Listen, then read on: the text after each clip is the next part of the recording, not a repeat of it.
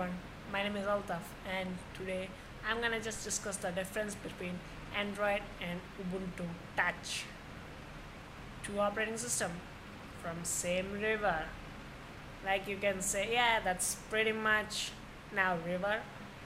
Um, there's open source and Android. There are open source and Linux. There are some, but not many operating systems out there. So I thought, why would I do between the all OSs? I just thought I will do between two OS, as Android is my favorite in mobile and Ubuntu is my favorite on desktops. Yeah, I use this both now.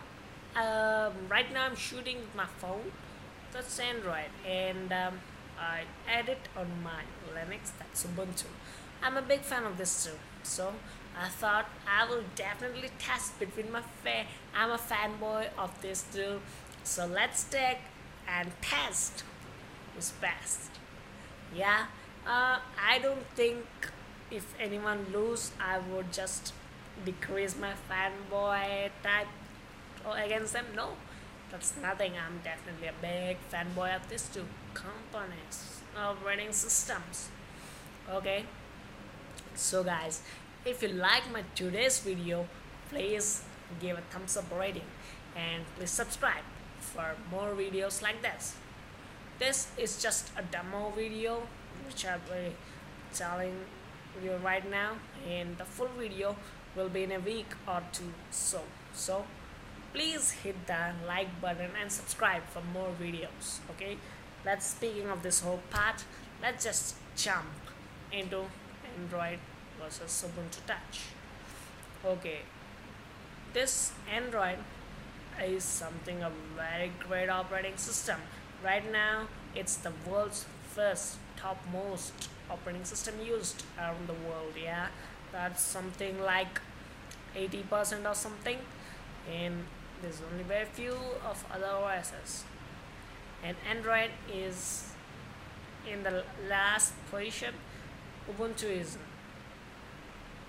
last position, and it's trying to rise up. I personally like Ubuntu style mostly, and as it's an open source, you can just do what Android can do, port everything. Just the problem right now is on the apps, but the environment run is also somewhat affecting us, as Ubuntu only runs on QMLEQ VirtualBox, but Android runs on Java VirtualBox. That's very much a leap.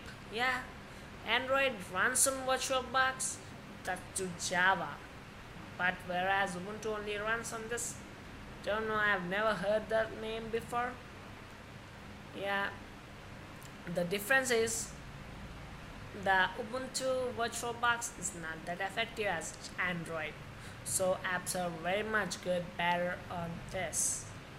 But in speaking of best, you need to lose something to get best. That's power consumption.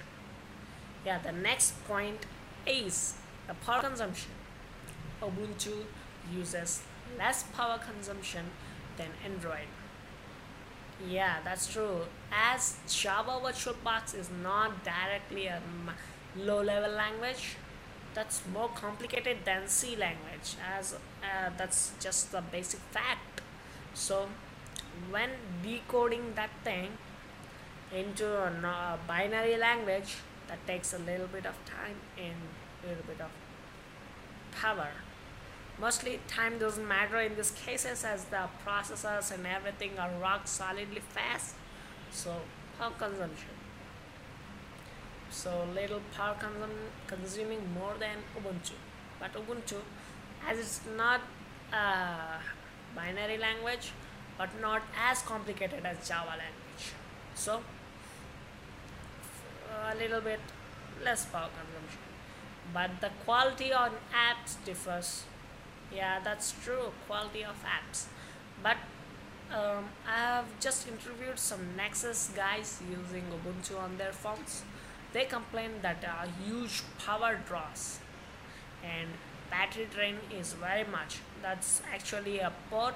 Like there are some Ubuntu only phones which get a good power consumption. I've just used the phone, and right now I don't have that phone. I just used it once or two. Yeah, and the that's I don't call it as a bad port for Nexus devices, but the software is not optimized for that hardware, I guess. So as I said, you guys, this is just a demo video. Now I'll be giving you a full in-depth talk about Android versus Ubuntu. So please subscribe and hit the like button. Stay tuned.